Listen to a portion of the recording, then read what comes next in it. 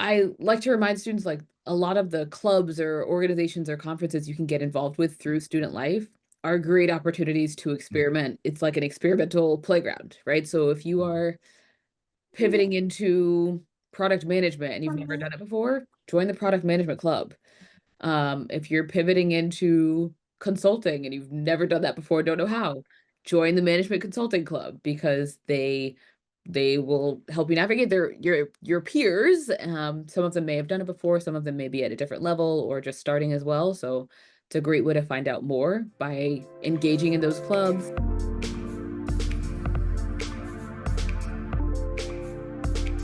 Welcome, everyone. My name is Terrell Williams, and I serve as the Associate Director and Curator of Thursdays with Terrell. I want to welcome you all for being here today. I have a phenomenal guest who will be able to who will introduce herself in just a moment.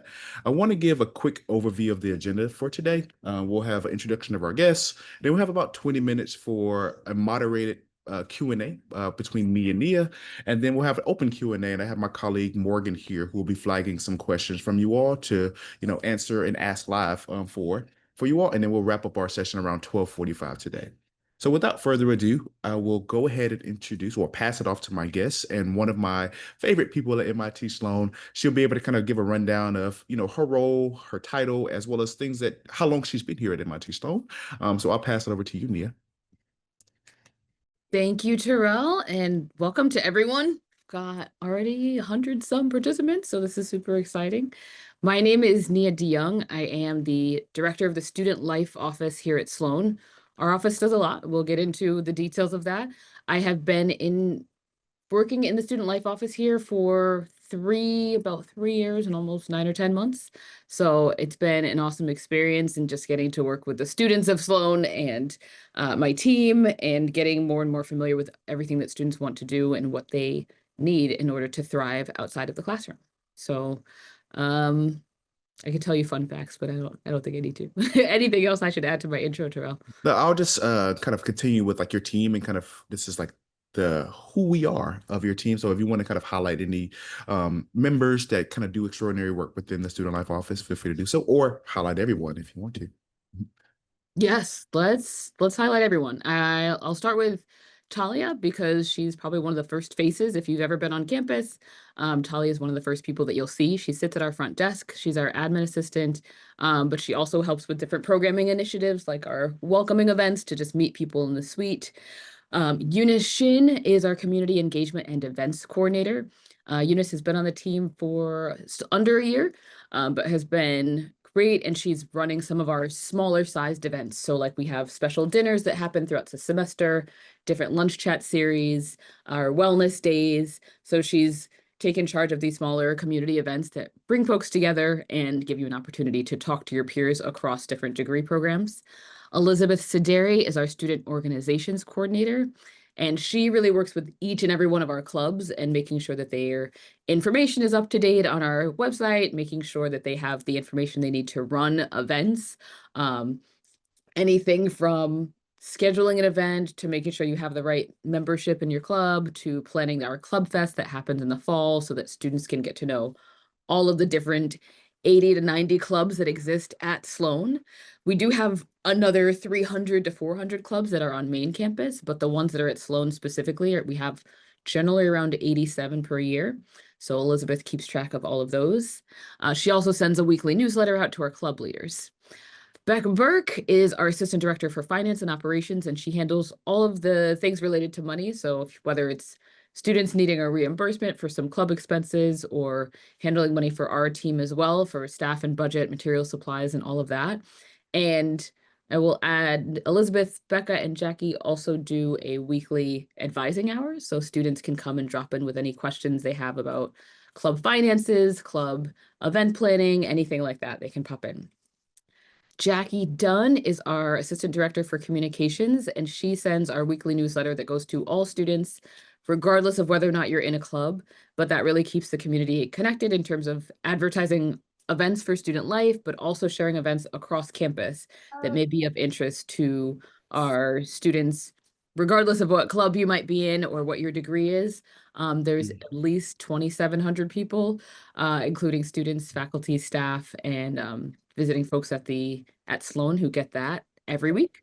And any sort of visual representation that you see of the student life office, Jackie's probably been at work in it somehow. Then we have two senior associate directors.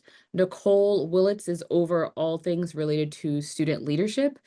And so she actually oversees several people on the team, including Elizabeth, but she is looking at planning student-led conferences, looking at broadly what does our student leadership plan look like for helping to train and support student leaders of clubs, conferences, and other organizations at Sloan. And then we have Paul Buckley, who is also a senior associate director, and he's looking at community programming, events. What do we do to really engage the community? So he is Unisys manager and is also looking at like what kind of events will bring people together regardless of which program you're in, and trying to make sure that we have lots of cross-program interaction to create this idea of one Sloan that we love. So MBA students, MFin students, MSMS students, executive degree seeking students, any of those in any program are welcome to come to the events that we put on. My role as director is to manage and supervise the entire team, but it's also to think about strategy. So what is our vision for the year?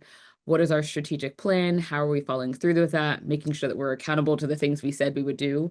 And also really making sure that any issues or problems that came up or concerns that we've heard from students from the past year are things that we're addressing throughout the year and really being intentional about working on and resolving in the coming year.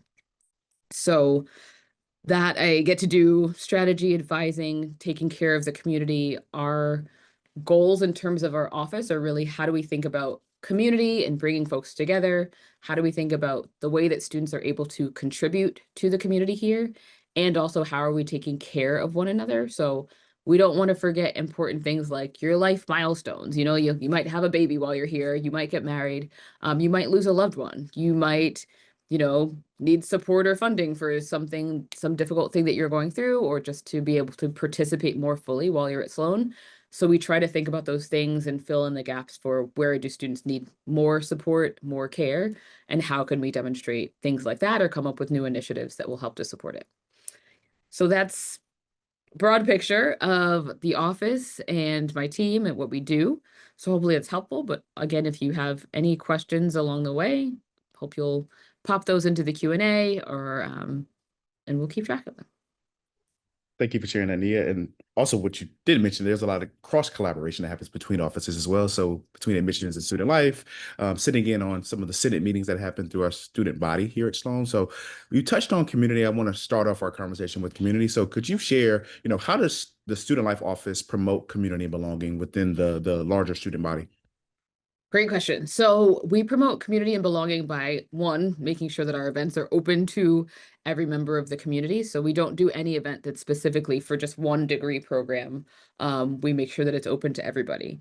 We also promote community and belonging by reiterating messages like, hey, terminology is important, right? So there's some terminology that's very specific to certain programs, but not to others. So we want to make sure that the words that we're using are inclusive in our language, and also remind student leaders to do that as well, whether it's saying something like using terms like cohorts or oceans or the bulls or the bears or whatever, understanding that those terms are specific to different degree programs, and there are more inclusive ways to have the conversations. So we also are collaborating, to your point, Terrell, like whether we're collaborating with admissions like right now, or whether we are collaborating with, for example, the Career Development Office had some events at the start of the semester, and we wanted to collaborate to make sure that they're able to highlight their events. And we are not conflicting with those because we want students to find out how they are going to get jobs after they graduate. So making sure that we are collaborating with other offices, whether that's opening up time and spaces for them to do what they do best and show their expertise and support students in whatever ways are needed. It could also be collaborating with the dean's office. It could also be collaborating with Senate. A few months ago, we did a town hall with the new dean of the school and worked closely. I actually advised Senate in several of our clubs very closely. So I got to work with Senate and make sure that they know exactly like what are the questions that people want to ask the dean. He's not new to Sloan, but was returning after about 12 or 13 years. So how do we collaborate with other offices, whether it's facilities or whether it is the dean's office or whether it is other program offices to make sure that students show up and are present for that conversation. Another project that involved a lot of collaboration across the school was we have like a new sort of community wall art project that was several years in the making, but we wanted to find a way to represent students on the walls of Sloan and let you know that we see you in this community. Your contributions are vibrant, they're critical, they're important. But demonstrating that on the walls took some collaborating with, our chief operating officer, with our facilities from Sloan and across the school, from getting input from students, from also getting input from staff members who are running the Masters of Business Administration program or the Master of Finance program or anywhere along those lines. So lots of collaboration. We do want the community to feel like they are represented in the physical, sort of tangible depictions of Sloan, but also in writing, and also just like your opinions matter. So come and share them. Thank you for sharing that, Nia. And you touched on something else as well in terms of the initiatives and clubs that we have here on campus. We get this question frequently. I want to ask you for the public, like, how does the school support students who want to start a new club or initiative? Great question. So as students want to start new clubs, we've had several already this semester. So they will come to us and they may have a conversation with someone on my team, usually with Nicole first, and just say, here's the club that we want to start. There is an application process. So they have to submit like a short proposal that says, who are the other students on campus at Sloan who are interested in starting this club? So we need a list of names. So we have some proof that there are people from various different degree programs at Sloan who are interested. You have to have a certain amount of time left in your academic career to start a club because we don't want people to start it in their final semester and not be able to continue it. But essentially students would fill out an application to start a club. We review it, then we share it with some other staff across the school to also get their input and feedback on any challenges or any concerns that they might have about this club starting. And then once that gets approved, the club gets to pitch. They have like an elevator pitch that they give to the Sloan Senate, which is our student government. And they'll give a pitch for a few minutes and then Senate votes on whether or not the club should be approved. And if they get approval, then they get about $500 from our office as a seed funding. And then they can go and begin getting set up and doing work. We also offer training sessions every semester for folks who are new or joining clubs or just rolling into leadership positions. So there's lots of training available to make sure that whatever tools you need to use, you will be able to understand. We have drop-in hours and all of that. Are there any specific clubs that you wanted to highlight as pertains to like a pitch that really stood out to you, whether it was this past year or last year or any time that you have been here at Sloan? So there actually a few years ago, there was a student who proposed a club. And for context, I think if you haven't been to New England before, this will be important at some point in there. So we had a student who made a pitch for a surf lifestyle club. So it's about surfing, which requires, water, oceans, waves. One might think warm water, but we don't have warm water in New England. And we are surrounded by water, but not necessarily tons of waves. But I think the student who made the pitch was from somewhere where there were more waves and more active things. But he made a really compelling pitch, which connected surfing with mindfulness and meditation and just being very much being very mindful, meditative almost about the sport itself, which was captivating to me because I always thought of surfing as just a physical thing and not sort of mental thing. And I am not a surfer. So for all of you who are, I understand a little bit better what the sport is all about. But he made that pitch and its club got approved and it survived for at least a year and a half. But they were able to do things once they had the club approved. And I imagine they went to different states than New England, perhaps, to surf. But it was a compelling pitch about just the connectedness that you feel when you are one with the ocean and riding the waves. And you have to be very in tune to stay balanced, right? And stay on your board and understand where you're going and how to go into and out of the wave. So Thank you for sharing that. I've actually sat in on a few pitches, so it's interesting the passions that students bring to Sloan and, wanting to be able to create a community for those particular clubs. So Yeah, what's a memorable one for you? it was along the lines of surfing, but it was a kite surfing club. So I sat in for Senate when they did the pitch for the kite surfing club. Found that interesting. And keeping along the lines of like initiatives and clubs and traditions, what are some key traditions or events that define the Sloan student experience? So there are a lot. I would say from my perspective, again, Student Life Office is doing programming that goes across all programs. So some degree programs will have different traditions that are specific to them. For us, definitely the at the end of the year, we always have a spring gala, and that is a huge, beautiful, think ball gowns, fancy dinner. That has been a huge tradition for decades. So that's always a big tradition that folks really want to come out to. We also have the tradition of the yarn, which is like a storytelling. Um, it's a club, and but they do storytelling. So you might go to a yarn event and you'd hear anywhere from 3 to 5 students tell some sort of personally it might be a life-changing story, it might be something transformative that happened to them, but they'll speak and share their story for 10 or 15 minutes. Um, and it's a really cool opportunity to just you humanize like the students that you're going to school with. And for me, it's really been great to see over the years, just like who tells their story, what do I learn about them that I had no idea, that this was anywhere in their background or anywhere in something that they had experienced. And it's great to see the community come together and just have someone be able to be that vulnerable to an audience of 300 people. And then the feedback that they get, people coming up and giving them hugs after they share their story. And like for days and weeks and months afterwards, I hear from the people who've shared like, oh yeah, I'm still having conversations about it. Like it sparked great conversations. I made my best friend because I told a story at the yarn, and we got in a cab together afterwards and they started talking. So it's really cool to see how it spawns all of these different relationships and connections. Thank you for So that was another tradition. I was supposed to tell you more. So there's the gala, there's the yarn, there are course 15 dinners. So Mhm. that is a dinner with 15 students. Um, and at least one staff member. Sometimes we'll mix it up so it's one staff and one alumni, or one staff and another staff from a different office. So you get to know someone from the alumni office or from the career development office or from admissions, just so that staff are having opportunities to sit down and have an informal dining experience. And this semester, we're doing our course 15 dinners with an alum. So that's been nice to have some recent alum who lives locally come back and just dine with our students. I think the snowball is also a tradition that happens in the end of the fall semester. So we're just about 2 weeks away from the snowball happening right now.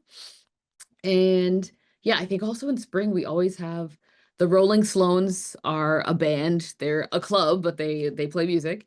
And they usually have a performance, multiple performances throughout the year, but like one in particular around May. And then there's also a Follies event. So if you've ever heard of like a sketch comedy show, that's basically what Follies is, but people will be making all types of jokes about being a Sloan student, like what are the things that stuck out to them over the year or two that they've been here. And there's usually some memorable jokes from across many years. So those are some off the top of my head. Thank you for sharing that. I'm definitely a big fan of the Course 15 dinners. It's a great way to build community and enjoy a good meal around the Boston area. Is it true that it's still going to that restaurant in Cambridge that's near Central Square? I forgot the name of the restaurant. Or is it a We, new place now? there was a time we went to Pagu, That was the name of it. Yep. and then we've changed it. So now we're at the Kendall Square Hotel, which Okay. is actually closer to Sloan, even Yes. it's like less than a 5-minute walk. So Mhm. that's been a great location because it's so close by and the food is great. Awesome. Great to hear. Look forward to joining one of those, hopefully sometime next semester. Keeping along the lines of, I guess, community and support. This question actually came in the Q&A, but it's also one of the questions I had about significant others and how we include them in the process. So I would love to hear any stories you may have about students and how they balance family life, but also in the program, or how significant others can be a part of our community? Yeah. So significant others are very much part of the community of Sloan. Um, One of the ways they'll be involved, for example, there is a seat in the Sloan Senate reserved for an SO. Um, there is also a club dedicated to significant others of Sloan. It's called SOS, which I say is maybe an unfortunate acronym, SOS, but um, there's that club that exists that is actually run by SOs and supportive of them. We have a resource page on our website that's called Partners Life, which is dedicated to partners and SOs of Sloan students to make sure that they can get access. Partners are able to get access to things like the recreational center, or if you are living on campus with your SO, then they would also be able to get access, obviously, to the dorms or everything that you're living in. But library access and stuff like that. I think they're not able to audit classes, but they can use other school facilities. So we often will CSOs or hear about them and helping out with they can also join clubs and be members of the clubs. There's certain officer roles within the club that they cannot hold, just because we want to really encourage Sloan students to take on the leadership positions and learn about like what is it to manage a team by running that club. But we do still have SOs in different positions within the clubs, and they're super helpful because they sometimes catch the things that their partner didn't because they got a lot of work to do. Also, thank you for sharing that. We get a lot of questions about significant others and how they can become a part of the community. I want to say about a third of our students that apply are coming in with a significant other or parents. So we definitely want to say that that community is pretty large here. So being able to have your particular experience, but also your significant other be supported as well while they're here. I'll have a few more questions before we transition to Q&A. The next question I have is more so in terms of lines of mental health and wellness. So could you share what resources are available for students to support them in their mental and wellness journey? So on your mental and wellness journey, we have so many resources that what we'll tell folks is that as long as you tap into at least one of those, you'll get access to all of them. So don't worry about which ones that you need to find first. So on campus, we have the Student Mental Health and Counseling Center. So there are actually clinicians and counselors and therapists that you can make specific appointments with, one-on-one appointments, or they also do group therapy. So that is one, student mental health and counseling. Another one is the grad support team. So they're also on main campus, but the grad support office provides support for the entire grad school community at MIT. But if you had a specific concern, health and wellness related or just navigating resources specific to mental health, they can also help in that way. They do have some trained clinicians on their team, but their office also does academic advising and support for all the graduate students across the school. Now, with that said, each degree program at Sloan has its own set of program advisors. So those are the people who will be your first point of contact. So like if you're admitted to the Masters of Business Analytics program at Sloan, you have a dedicated program advisor. So that'd be the person to talk to about academics and such. But there's also a grad support office that can help you with additional things related to just mental health, wellness, and support. There's also a team called Student Wellbeing and Belonging, and um, they have well-being ambassadors who are students who get lots of access to information to everything related to student well-being on campus. They do lots of trainings. We also have violence prevention and response office on campus. We also have a care team, which is a set of staff who can, in an emergency, if we have a concern about a student and we're worried about their safety or welfare, we can literally submit a request to the care team and say, hey, I need you to make a wellness check on this student, or I need you to check in and make sure they're okay. They haven't been to class in a few days, or, they seemed particularly, not in a good place. So there's also the care team that staff can make requests or referrals to. Fellow students can also submit concerns. Our office hosts wellness days twice a semester. And those have always been a big hit because within our suite of like 10 or so offices, we'll set up massage chairs, we have acupuncture, we'll do sound bathing over the course of like 2 full days. And then we also have accompanied it with like a full wellness week. So we like to partner with student clubs and organizations on campus, like the Food and Agriculture Club or the Fitness and Wellness Club or the Financial Literacy Club. And we'll offer additional workshops throughout like Wednesday through Thursday or Friday of that particular wellness week. So that's wellness days are something specific to the Student Life Office. The other areas that I've mentioned are located on MIT's campus, but they're not sitting in the Sloan buildings. So we make a lot of referrals to the other places so that students know here's how to tap in and get the support that you need. But again, like I said, if you're not sure where to start, just pop in and we'll help you navigate. And that goes to a point that Dean Locke made several times since he's been here in terms of our integration with the greater MIT. So there is a lot of collaboration that happens between Sloan and the greater MIT. And we like to say that you're an MIT student first and then a Sloan student. So you do have all the resources at your disposal if they're not located within the Sloan school. Nia, I have one final question before I pass it over to the audience for Q&A. It's more of a general question. So what should a prospective student know about the Sloan community that they'd be joining here? There's one thing you wanted to share, or multiple things you wanted to share. I'll tell you what I hear from alum of Sloan, which is this was an incredible community to be part of, and I don't think there's anyone who ever feels like they can take as much advantage of it as they want to because there's so many opportunities and there's so many different directions to go. But every alum I've talked to has just said this was an incredible place to be because of the students, the intellect of the people that you're surrounded by, the ingenuity, the entrepreneurial spirit, the excitement, the enthusiasm, the willingness to just help out, lend a hand, support, um, be a friend. So like there's so many different ways to find community when you are here. But it's just an incredible place. I mean, people are very excited and passionate about what they're doing. Um, One thing that I love as a nerd myself is that I can come here and whatever gets me excited about, life or work or whatever, I can kind of geek out and be the best at whatever particular thing gets me excited, right? Like I get really excited about finding new ways to bring students together across community. And I can go crazy and get super excited about that. Students who want to build a business or find an engineering student to work with or build a company or solve solutions about how to use plastic better, like you can do that here. So it's an incredible place to be with kind of unlimited unlimited opportunities. Thank you for sharing. I couldn't agree more. Based off the interaction I have with alums as well.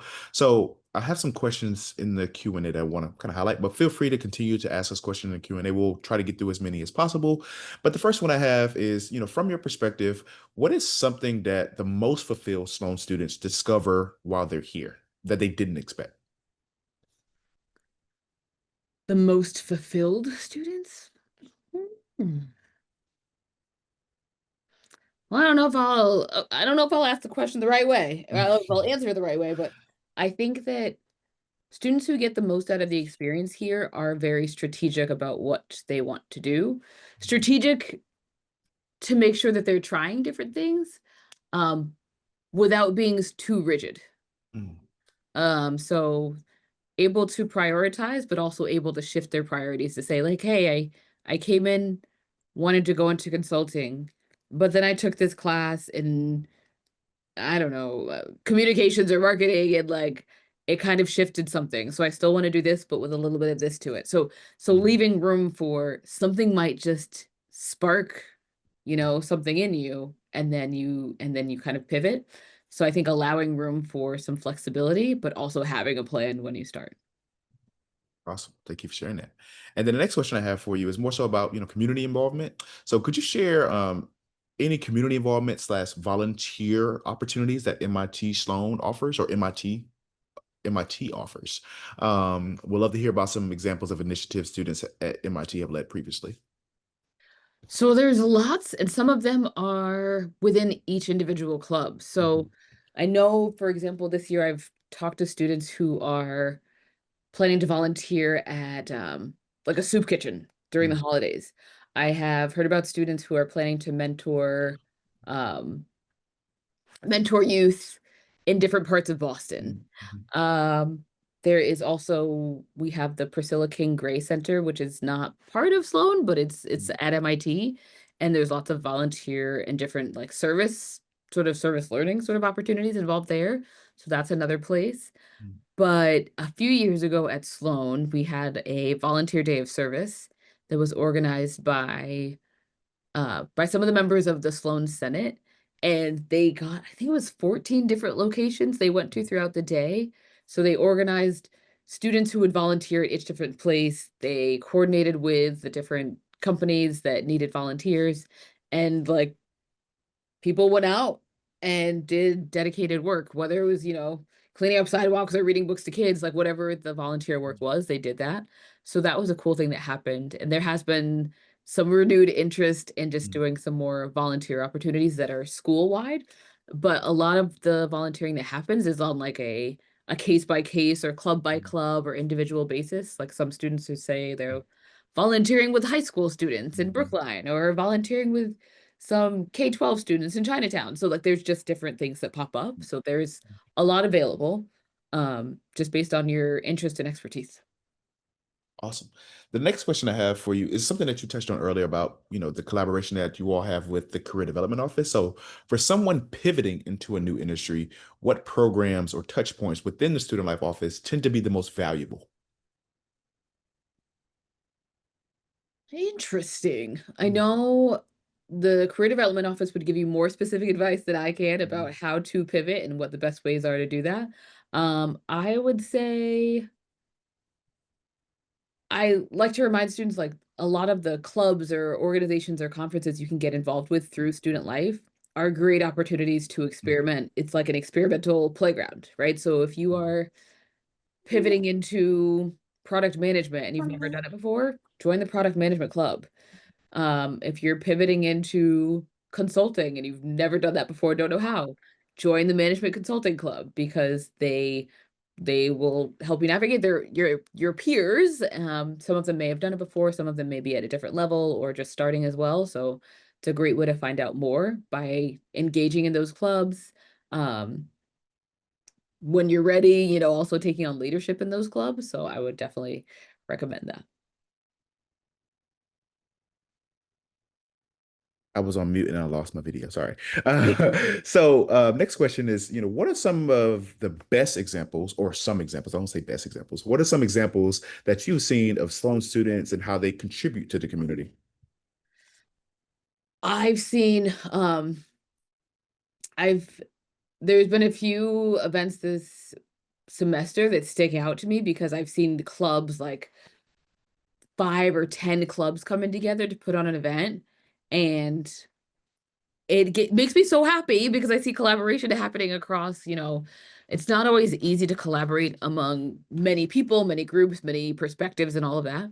But there was like someone organized a large party with like 500 people, and it was at Encore, and they brought together like 8 or 9 different clubs to do it.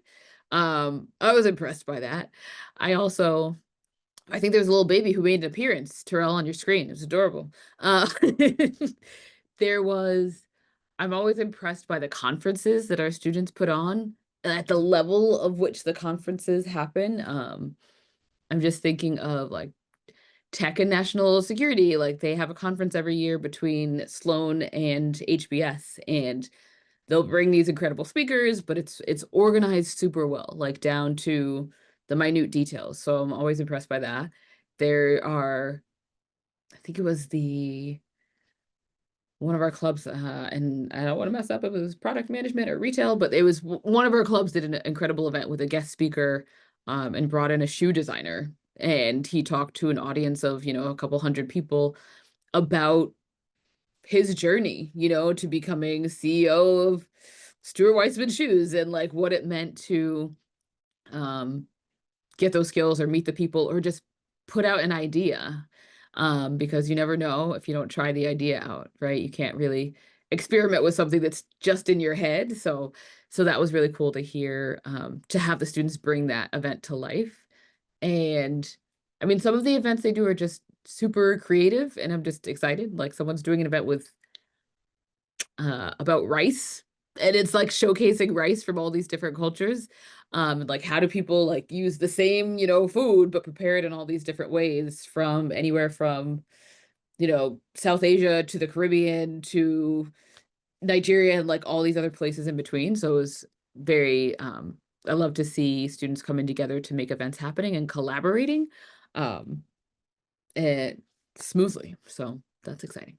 You just kind of mentioned something that a few students mentioned to me like several panels ago about how there was a fried chicken kind of dish night for the Black Business Student Association and the Asian American Alliance because chicken is across cultures and there was different types of chicken that was made there. So there's a lot of food that is incorporated within the community here, which is great to be able to kind of see how food, shifts across cultures.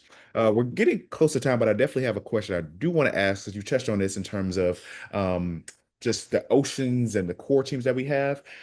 Someone is curious to learn more about the relationships building across oceans, like the Sloan intentionally foster inter-ocean relationships. Mm.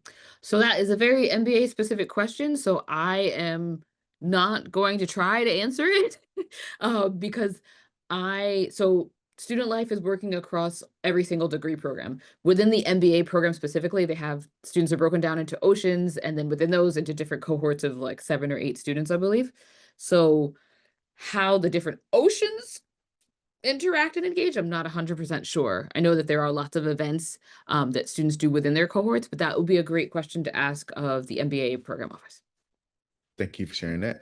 And this is something that may not have been touched on in our moderated panel, but study tours and treks come up frequently. So could you share the process or the insight on the difference between the two and how students can become involved in those? Yes. So for um, study tours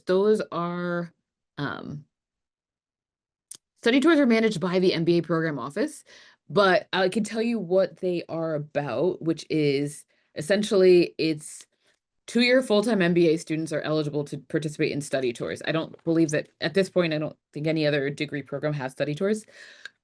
They do have like a faculty advisor for each of the trips, and there's usually 20 to 25 students that go on each trip, as well as 1 or 2 staff members. So the idea for study tours is that students propose an idea of where they want to travel and the reasons why, and you get academic credit, but you also during the trip there's several components of like community culture, and then you also want to do like some visits to like company visits while you're there to meet other companies. So for example, there's a study tour with a theme of sustainability, and they went to I believe it was Denmark, Sweden, and Norway to learn about what does sustainability look like in these countries. Visited lots of different industries while they were there, met with perhaps alum while they were there. So there's all those different components of the trip. But that is specific to 2-year full-time MBA program, and I think they get academic credit for it.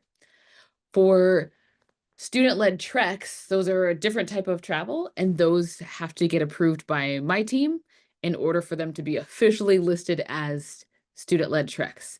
Um, Once they are considered an approved trek, then students, we would help them with any other connections they might need to make.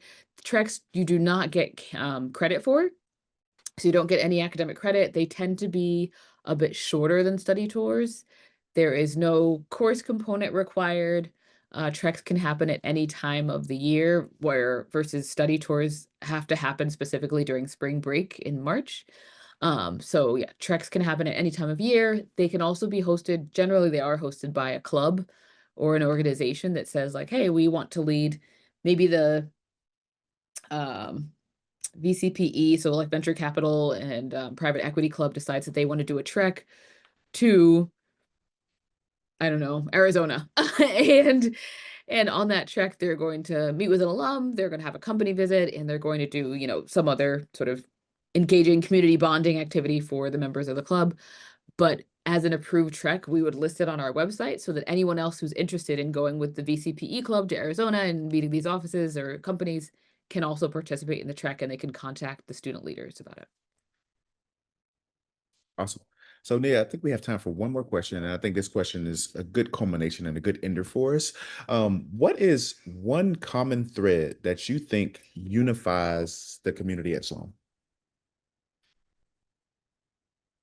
Uh, One common thread, I would say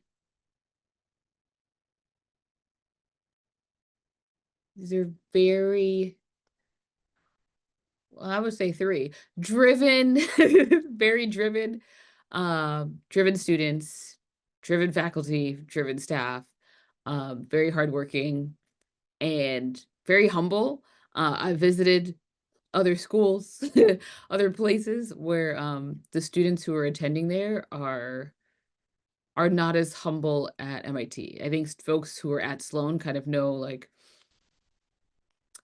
they know what they've done, but they don't necessarily lead with it.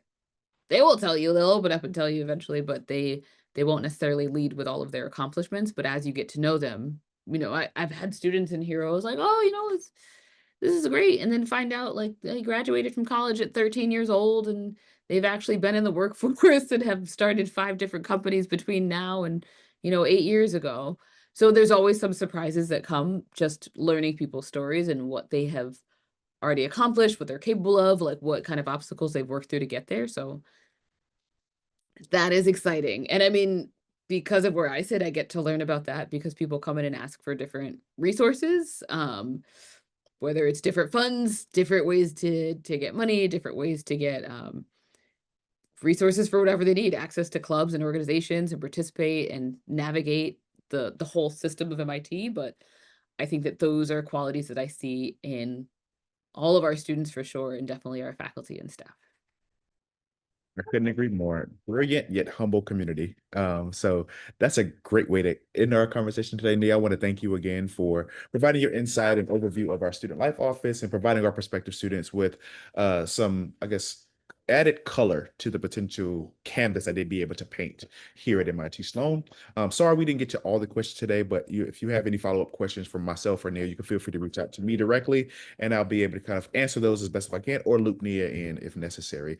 So we hope you all have a great rest of your day and enjoy your extended holiday break that's coming up.